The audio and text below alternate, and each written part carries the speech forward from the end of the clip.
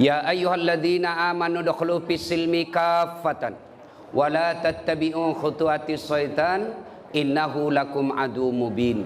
Wahai orang-orang yang beriman, masuklah engkau ke dalam Islam secara sempurna dan janganlah engkau ikuti langkah-langkah setan, karena sesungguhnya setan itu musuh yang nyata bagi kalian. Dan saat kita ceramah seperti ini, jangan pikir tidak ada setan di tengah-tengah kita. Ada setan yang ada di tengah-tengah kita. Setannya bukan pocong, setannya bukan kuntilanak, tapi apa setan yang ada di tengah-tengah kita? Bentuknya handphone. Orang sudah ceramah masih sibuk dia menggesek. Itu setan itu ya. Simpan dulu HP-nya, sebentar kita selfie-selfie. Sebentar ya, kita dengar dulu nasihat. Insya Allah ini manfaat. Bukan nasihat dari Dasat Latif, tapi ini nasihat dari agama untuk membina perkawinan kita. Ibu bapak, saudara-saudara sekalian, teristimewa yang saya hormati pengantin baru Adinda Andi Windy Maulia dan Adinda Muhammad Gali Clay. Gel. Ya, karena kalau di Sulawesi saya baca bahasa Sulawesi ini lain artinya. Ya, gele. Makanya saya kasihkan jadi gel saja toh, kalau jadi bahasa Sulawesi bahaya. Ya, yang insya Allah dimuliakan dan dirahmati oleh Allah Subhanahu wa taala, teristimewa yang punya acara pada Bapak Kombes Pol Andi Rian Jayadi beserta istri, yang insya Allah dimuliakan dan dirahmati oleh Allah Subhanahu wa taala. Ananda pengantin, pertama kita harus tahu dulu apa hukumnya nikah. Ya, ada nikah yang haram, ada nikah yang wajib. Yang haram itu yang bagaimana? Yang tidak mampu, baik secara materi maupun secara psikis. Homo, ya, gay, penyuka sesama laki-laki, tidak senang sama perempuan. Kalau dia menikah sama perempuan malah hancur, ini perempuan tidak pernah rasakan kebutuhan psikis, maka dia haram untuk menikah.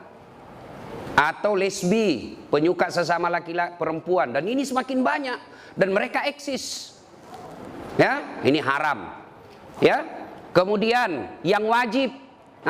Siapa yang wajib? Sudah mampu secara materi, kemudian mampu secara fisik, lalu dia juga nyerempet persinahan.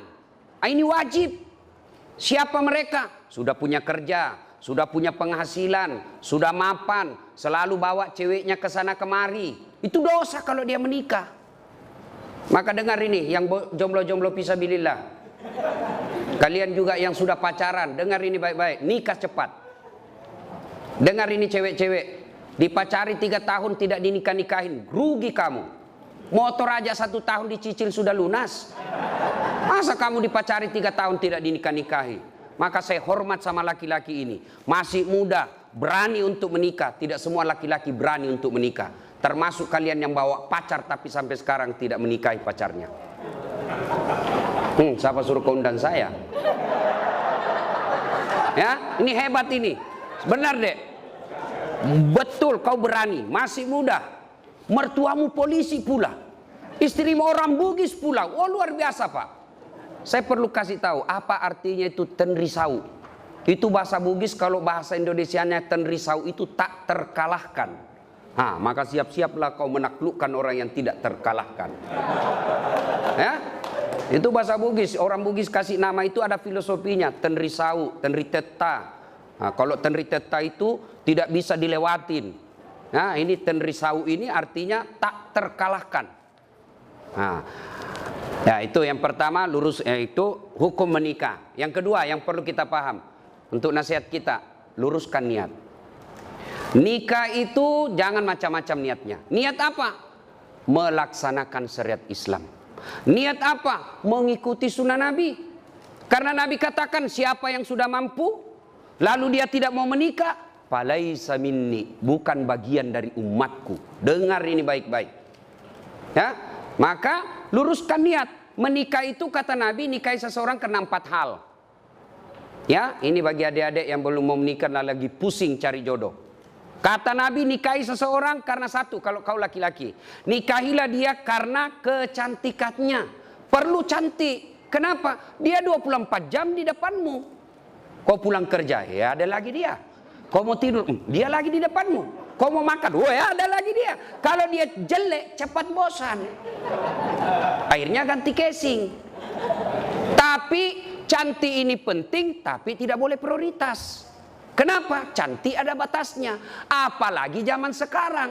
Cantik betul di medsos. Ternyata kamera 360. Cantik itu penting, tapi tidak boleh prioritas. Kenapa? Sweet sepenting, 20 tahun cantik. Tapi 70 tahun tidak cantik lagi. Maka kalau motif utamamu cantik, maka akan pudar cintamu. Alhamdulillah istrimu cantik, bos. Alhamdulillah. Ya, 2. Kata Nabi, nikahilah dia karena kekayaannya. Islam tidak dilarang mencari orang kaya, tapi yang dilarang materialistik. Apa itu materialistik? Menghalalkan segala cara untuk mendapatkannya. Beda agama, karena banyak uangnya dia pilih, itu namanya materialistik. Tapi cari orang kaya tidak dilarang. Tapi jangan sampai kau tidak menikah karena kau takut miskin.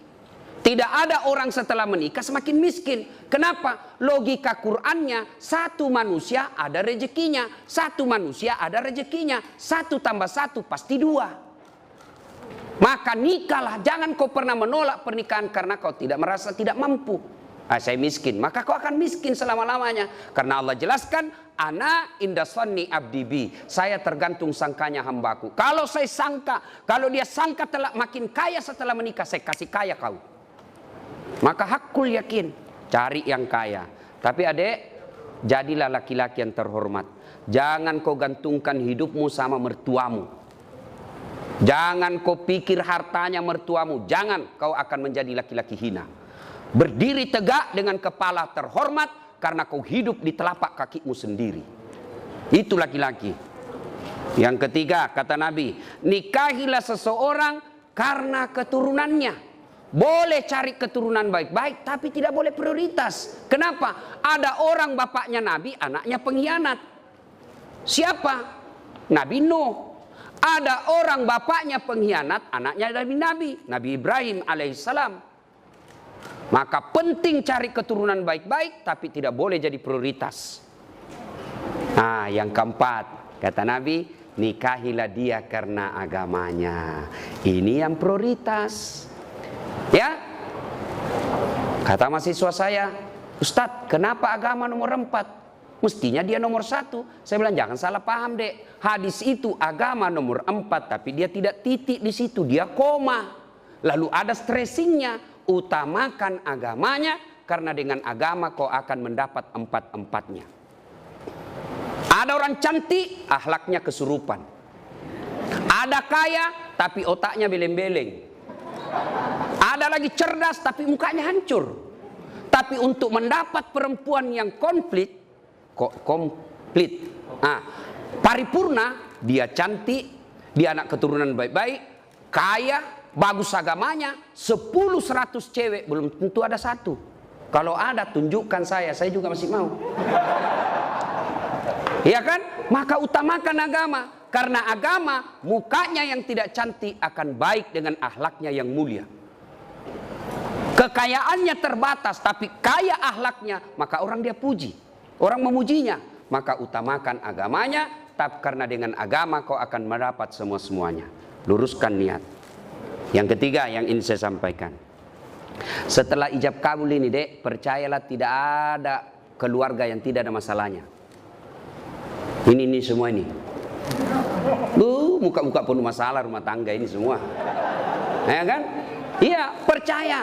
Tidak mungkin ada rumah tangga yang tidak ada masalahnya. Rumah ustadz banyak juga masalahnya. Apa masalahnya? Mau kawin lagi takut sama istrinya. Semua orang punya masalah. Jangankan ustadz, Nabi aja ada masalahnya. Nabi manusia pilihan, tidak ada dosanya, doanya pasti diijabah Allah. Apa tidak ada masalahnya? Pernah beliau 3 hari 3 malam tidak makan sampai cucu beliau Hasan Husain pucat.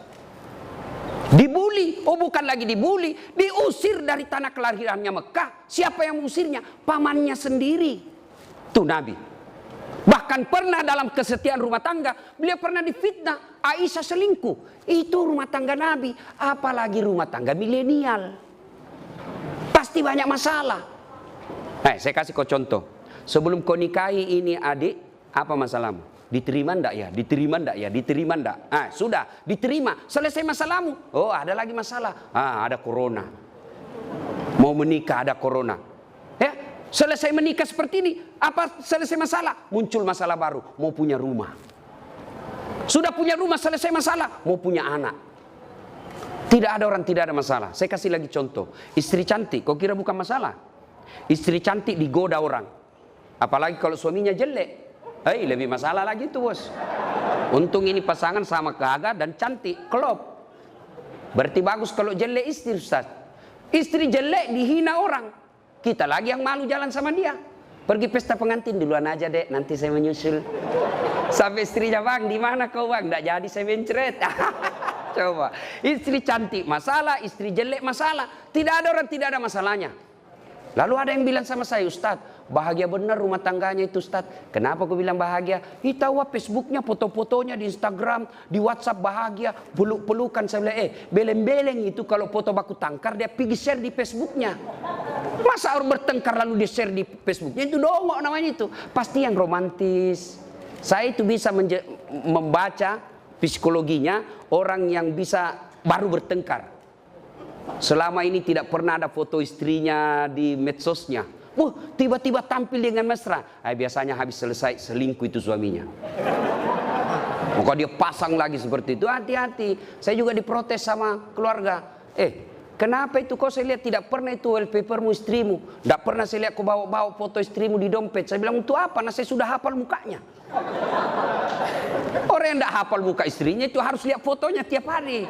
Jadi ibu-ibu yang selalu dipajang fotonya di medsos jangan terlalu percaya diri. Bisa jadi suami sudah mulai lupa muka istri. Ya, percaya dek, tidak ada keluarga yang tidak ada masalah. Nah sekarang apa sumber masalah keluarga? Ini dulu dideteksi. Satu, sakwa sangka. Apa itu sakwa sangka? Sangka buruk. Telepon suami, kok tidak dijawab? Mulai gelisah. Sangka baik. Telepon suami tidak ada jawaban. Oh berarti suamiku lagi sholat duha di kantor. Telepon 1 jam berikutnya tidak dijawab. Oh lagi menghadap komandan. Telepon tidak dijawab. Sholat jamaah di masjid. Tiba-tiba sore WhatsApp teman kita masuk. Saya lihat suamimu bonceng cewek cantik betul. Oh berarti suamiku nge-grab. Sangka baik. Saya serius ini. Ya sangka baik. Ya begitu ada temanmu kasih ke informasi, jangan langsung sangka buruk, sangka baik. Tidak semua teman kita itu niatnya baik. Jangankan orang lain, sepupu belum tentu baik. Jangankan sepupu, saudara belum tentu baik informasi dia kasih kita. Bisa jadi dengki. Siapa contohnya? Yusuf alaihissalam. Siapa yang dorong Nabi Yusuf masuk sumur? Saudaranya. Masa si Ustadz, itu kan paman saya, saudara bapak saya. Siapa Abu Lahab? Pamannya Nabi. Masa dia mau jahat sama keluarga saya Ustaz? Dia kan masih sepupu 1 kali sama saya. Abu Sofyan itu sepupu 1 kali. Jadi ketika kau terima informasi, jangan telan bulat-bulat. Itu yang orang wartawan bilang check and recheck. Bahasa agamanya tabayun. Karena belum tentu informasi yang kita terima benar. Betul dia bonceng cewek, ternyata yang dibonceng itu adalah orang yang mogok motornya dan dia perlu pertolongan baik-baik. Maka dia akhlak baik itu suami. Ketika kita sangka buruk, tidak pernah tenang. 3 tahun berkeluarga, tidak punya anak. Akhirnya di tahun keempat dia pergi periksa ke dokter, ahli kandungan. Tes. Ternyata kata Pak Dokter, Ibu dokter, Bu, Ibu sudah terlambat 2 bulan. Senang sekali ini Bu. Dia telepon suaminya, Pak, di tahun keempat ini alhamdulillah saya sudah terlambat 2 bulan. Kata suaminya, alhamdulillah. Dia sujud syukur. Tapi Bu, tolong ya, ini rahasia berdua. Jangan kau cerita-cerita. Baik Pak, ini rahasia berdua. Beberapa hari kemudian datang petugas PLN. Assalamualaikum. Waalaikumsalam. Siapa ya Pak? PLN. kenapa Pak? Ibu terlambat 2 bulan. Kenapa bisa dia tahu ini? Pasti suamiku lagi yang cerita. Mulai buruk sangka. Datang suaminya cari nafkah, capek, kepanasan, kena macet, setengah mati pakai masker. Sana terancam corona di luar. Lalu baru datang, assalamualaikum. Apa assalamualaikum? Assalamualaikum. Pembohong memang kamu. Apalagi pembohong. Kenapa itu PLN dia tahu saya terlambat 2 bulan? Pasti kau yang cerita. Bukan demi Allah. Siapa PLN tahu? Saya tidak tahu. Kenapa PLN tahu saya terlambat 2 bulan? Dia datanglah ke PLN ini, suaminya juga marah-marah. Ada apa kau tahu istriku terlambat 2 bulan? Ini Pak, ada catatannya. Untuk apa kau catat-catat? Hapus itu. Boleh dihapus Pak, tapi Bapak bayar dulu. Kalau saya tidak mau bayar, ya terpaksa punyanya Bapak diputus. Kalau punya aku diputus, apa dia pakai istri saya di rumah? Ya terpaksa pakai lilin. Ini akibat sangka buruk. Nah, maka sangka baik. Semakin berkeliaran sangka buruk dalam rumah tangga dan hatimu, hakul yakin kau tidak akan pernah abadi berumah tangga. Ya? 2, penyebab masalah dalam rumah tangga, bohong.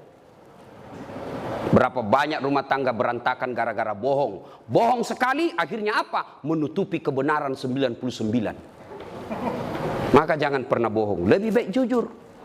Saya kalau ditanya sama istriku, kenapa kau bohong? Saya sayang kau, jadi saya bohong. Saya tidak mau lukai perasaan. Tapi akhirnya Allah takdirkan kau tahu apa boleh buat. Maafkan saya sayangku. Kau tetap menjadi ratu dalam istana hatiku. Oh, senang sudah itu. Ya, perempuan itu dipuji, disanjung. Jangan selalu dibohongi. Ya? Nah itu, kalau kau mau punya rumah tangga bahagia, jujurlah. Dan berawal dari jujur itu sampaikan saja. Dan kita juga putri cewek jangan paranoid. Telepon, di mana kau? Saya di kantor. Di mana kau? Di kantor. Coba video call. Itu yang membuat kita kadang-kala cepat mati. Ya. Satu. Ya, yang keempat. Ya. Sekarang semua rumah tangga ada masalah. Lalu kalau ada masalah Ustadz, apa solusinya? Ista'inu bisabri wassalah. Sabar, perbaiki solatmu, saya yang selesaikan masalahmu. Itu janji Allah. Jadi ini dia berdua, ya, rumah tangga ini, rumah tangga milenial seperti kalian ini pasti berat. Resepnya 2 deh. Tingkatkan kesabaran, sempurnakan solatmu. Allah yang selesaikan. Apakah orang yang solat tidak ada masalahnya? Ada masalahnya. Cuma Allah yang bantu selesaikan. Rasulullah ada masalahnya. Tapi begitu ada masalah, beliau solat. Kita manusia akhir zaman ada masalah, update status. Berdoanya di Facebook. Berdoanya di Twitter. Teganian kau. Ya Allah, lindungi rumah tanggaku. Sibuknya Tuhan mau baca statusmu, bos. Berdoanya di mana? Di atas sajadah. Selesai sholat, ibu-ibu kadang curhat sama saya biarkan saja dia menangis-nangis. Nah, kalau ibu-ibu curhat itu jangan dibantah, dengar aja. Selesai itu saya bilang, Bu, sampaikan keluhan ibu bukan kepada saya, tapi kepada Allah dalam sholat tahajud atau sholat hajat. Minta kepada Allah. Ya Allah, Zat yang membolak-balikkan hati suami saya. Engkau yang maha memelihara. Pelihara suami saya dalam cari nafkah. Perempuan semakin liar. Tapi jika engkau memelihara suamiku, tidak ada perempuan yang mampu mengalahkannya. Masya Allah. Ya, kau curhat saja. Kau dapat masalah rumah tangga, tak kusangka ternyata seperti ini. Jangan putus asa. Jangan putus asa. Maka ambil sajadah, kau mengadu kepada Allah, bukan mengadu di medsos. Ya? Nah, tingkatkan kesabaran. Nah, ini Bapak Ibu saudara-saudara sekalian. Nah, banyak yang bisa dilakukan di ceramah tapi waktu terbatas. Nah, sekarang yang kelima, resep gampang bahagia. Nah, resep gampang bahagia, birrul walidain, berbuat baik sama orang tua. Coba ini dek, tamu-tamu kita, ada kehormatan kita Brigjen, bintang 1 polisi. Siapa yang beliau lihat? Bukan karena 2 pengantin, tapi bapak. Saya datang ke sini, seumur-umur jadi wabah corona ini, baru kali ini saya ceramah di depan umum. Saya datang pertaruhkan, saya tinggalkan Makassar, melawan ini kekhawatiran saya tentang corona, karena saya menghargai bapak, mertua. Nah, ini acara mewah seperti ini. Kenapa? Karena orang tua. Jadi kalau kau mau bahagia, muliakan orang tua. Jangan cari muka sama direkturmu. Jangan cari muka sama bupati. Bukan dia yang besarkan dan nikahkan kamu. Maka kalau rumus mau bahagia, muliakan orang tua. Ibu bapak yang ada rumah tangga di sini, kalau tidak pernah berhenti masalah dalam rumah tangga, barangkali penyebabnya, hakul yakin bapak mengabaikan tanggung jawab memelihara orang tua. Ya. Paling gampang, ini yang saya amalkan. 2 kali minimal telepon orang tua kalau kita tidak serumah. Baru bangun telepon, "Mak, Pak, gimana kabar? Alhamdulillah, terima kasih sudah menikahkan saya." Hari pertama. Hari-hari berikutnya, "Pak, gimana kabar? Apa sarapan pagi ini?" Doakan, "Pak, minta doakan saya, Bu, minta doakan saya." Mau tidur, telepon lagi, "Mak, gimana kabar? Ma, jangan lupa maafkan orang-orang yang salah hari ini, Mak, karena itu resep kebahagiaan dalam hidup." Coba lakukan itu dulu. Ya, jangan malah menelpon ibu kita, menelpon manajer kita abaikan. "Mak, tunggu dulu ya, menelpon manajer saya." Itu sumber masalah hidup. Terbalik mestinya, "Pak manajer, mohon maaf, di jalur lain ibu saya menelpon, 10 menit kemudian saya telepon balik Bapak." Itu yang baik. Jangan malah, "Mohon maaf Pak, ada Bapak manajer saya telepon, saya tutup dulu Pak ya." Melukai perasaan orang tua. Ya, birrul walidain. Tidak ada rumah tangga yang sengsara kalau dia memuliakan orang tuanya. Itu aja rumus. Soal rezeki, Dek, jangan kau cemas. Allah sudah jamin rezekimu. Jangankan kamu yang sarjana, cerdas, cicak. Tahu cicak? Apa dia makan itu cicak, Dek? Nyamuk. Tidak masuk akal toh? Cicak di dinding, nyamuk terbang. Gimana mau ketemu? Satu di dinding, satu terbang. Tidak ada terminalnya. Gimana mau ketemu? Tapi Allah yang jamin rezekinya. Apa kata lagu kita waktu kecil? "Cicak-cicak di dinding, diam-diam merayap, datang seekor nyamuk." Nyamuk yang datang. Tidak dikatakan lagu, "Cicak lompat ke nyamuk, patah tulang dia." Maka tidak usah cemas soal rezeki. Ya, berbuat baik saja kau kepada kedua orang tuamu, gunakan ilmumu, Allah buka pintu rezekimu. Hakul yakin. Ya. Nah, ini nasihat buat pengantin. Sekarang nasihat buat kita ini yang datang. 1, biasanya kalau ada cara begini banyak yang tidak sholat. Ini untuk orang Islam. Gara-gara apa? Make up. Kuning, coklat, biru, krem, abu-abu. Tidak sholat. Ya. Ustadz, bagaimana? Dilarang make up. Ibu-ibu kalau make up untuk bangga suami di depan samping itu ibadah. Kalau ibu make up supaya suami bangga, itu ibadah. Tapi jangan sampai make up membuat ibu tidak sholat. Bagaimana caranya Ustadz? Ibu wudhu dulu. Sudah wudhu make up. Setelah itu tahan kentut. Karena biar sudah wudhu sedikit aja Ustadz, tidak habis, tetap batal. Ya. Apalagi yang membuat perempuan banyak tidak sholat. Apalagi nih anunya, apa namanya ini? Jilbab yang selalu saya istilahkan jilbab sakaratil maut. 3 lapis dikasih miring sedikit, ada kayak pohon-pohon di belakang. Ya. Saya biasa lihat itu, saya bilang, belen-belen. Dia pakailah yang sempit, baju sempit, jalan setengah mati fating dulu deh dong. Coba kalau longgar, kan gak enak jalan ya. Tiba waktu sholat, "Hayyalah sholat." Kata suaminya, "Bu, kau pergi sholat. Saya sudah umrohkan kamu 2 kali. Ini sudah mau asar, kau belum sholat." Apa kata sini? "Sadar kau Pak. Saya sadar ini saya suruh kau sholat. Kau tidak lihat ini jilbabku, 1 jam dipakai ini." Ya. Itu ya. Yang berikutnya, yang banyak kita langgar pada saat acara pengantin begini apa? Banyak praktik mubasir. Terutama itu air gelas. Belum habis kita tusuk lagi yang satu. Belum habis kita tusuk lagi. Jangan, itu uangnya orang. Ya, habiskan baru tambah. Makanan, saya orang kampung, saya waspada kalau acara pengantin di kota Pak. Karena belum tentu baik. Enak di mata, belum tentu sesuai di leher. Saya pernah dapat mie, saya kira mie panjang-panjang Pak. Saya ambillah, karena saya suka mie. Banyak-banyak, ternyata apa? Mangga. Waduh, saya mau sisa. Saya mau sisa. Saya sudah bilang jangan mubasir, habis Pak, menderita saya Pak. Maka belum tentu enak di mata, belum tentu enak di leher. Ambil sedikit saja, ternyata nyaman, baru tambah. Tidak ada yang persilakan tambah Ustadz. Saya pakai teori diri saya. Enak, saya mau tambah, tidak dipersilakan. Saya persuruh diri saya, tambah Ustadz. Iya, mari-mari. Ya, sudah ya. Ketiga, biasanya kalau acara pengantin begini banyak yang pulang bawa dosa. Kenapa pulang bawa dosa? Datang mencela acaranya orang. Tidak enak makanannya, kayak basi. Padahal membungkus. Selalu saya istilahkan ibu-ibu Columbus. Tahu ibu-ibu Columbus? Kelompok ibu-ibu pembungkus. Ya. Kemudian, ya, sudah. terakhir, karena waktu terbatas ya. Ada yang saya lupa. Nah ini dek ya, Gley, besok-besok kamu bertengkar sama istri, jangan gampang bilang talak. Itu tidak boleh dipermainkan itu kata talak. Selama masih kau niat untuk sehidup semati dengan istrimu, marah bagaimanapun, jangan ucapkan talak. Tidak boleh dipermainkan ini. Sama tadi akad nikah. Tidak boleh saya wakili kamu, saya terima nikahnya. Jadi meskipun saya main-main. Tidak boleh dipermainkan kata talak. Jadi besok-besok kamu marah, istrimu marah, bawa saya pulang ke orang tuaku. Baiklah, saya ke rumah mertuaku. Jangan gampang bilang talak. Saya talak kamu, jatuh talak satu. Talak satu itu artinya masih boleh campur. Sama-sama malam rindu, campur halal. Tapi kau bertengkar, saya talak kamu. Keluar rumah kau banting pintumu, saya talak kamu. Jatuh talak dua. Tidak boleh campur tanpa nikah ulang. Kalau kau campur tidak nikah ulang, maka sama hukumnya kau berzina. Saya talak kamu. Keluar dari rumah dia banting pintu, saya talak kamu.